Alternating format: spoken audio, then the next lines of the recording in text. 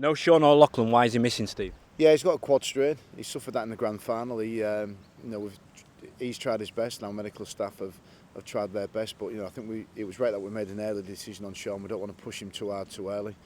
Hopefully he gets the opportunity to be available for selection next week. How much of a blow is it to the squad? Yeah, it's a blow. He's our captain. He was our leader, and he's obviously a really, really good player. So he's going to be a loss to us, but really happy with the replacement in Joe Westerman. Joe's had a great season for Hull FC. He's been a real standout for them, in a team that didn't make the top 8, but for Joe to stand out the way he did, I think shows what a quality player he is. Who will captain in his absence? James Graham. James will step into the frame for this game. He's a tremendous leader. I think we saw that with the Bulldogs at the back end of the season, where he single-handedly more or less led them towards a grand final and nearly grand final success. What leadership qualities does he bring to the group? Well, he leads by example. I think his 100% effort in everything that he does. He just inspires everybody else to follow his lead.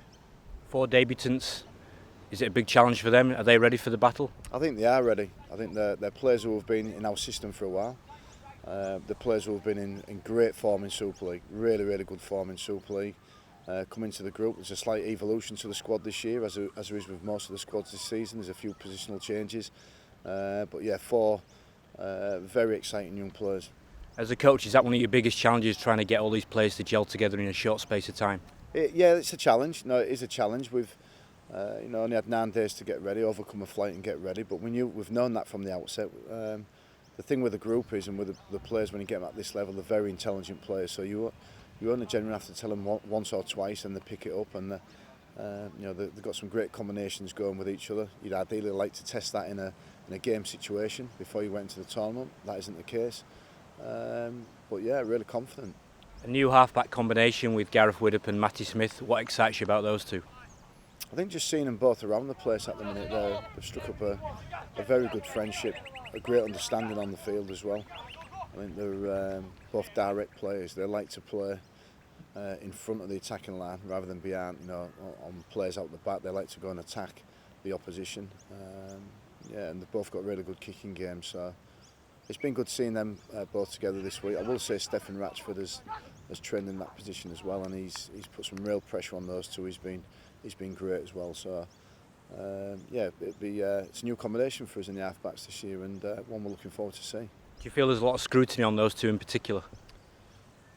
They may be from the outside, but I think that those players have, although it's Matty's debut, they've both played in huge games. They've both played in grand finals. Matty's played in Challenge Cup finals. Gareth Widdop, big internationals.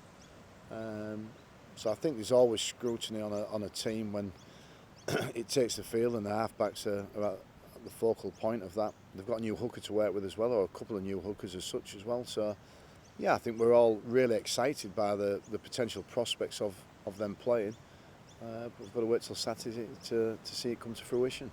Talking of the hookers, why did you go ahead with Josh Hodgson instead of Darryl Clark in the starting 13?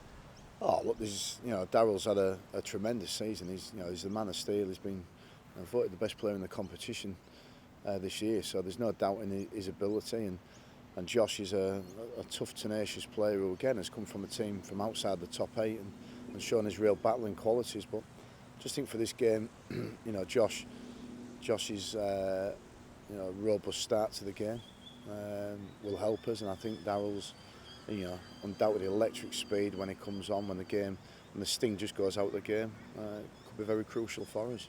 Can I just ask about Joel Tomkins? Many might say that's quite a surprise inclusion. Why did you go with him?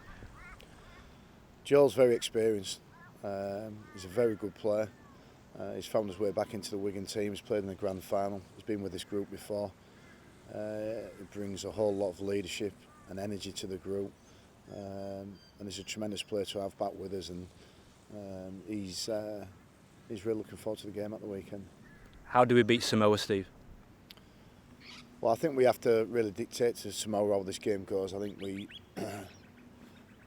have to be patient in this game. It's going to be a huge occasion. There's going to be lots of people there, and there's going to be a big atmosphere there.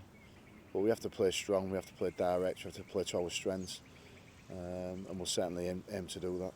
Where do you think their biggest threat will come from?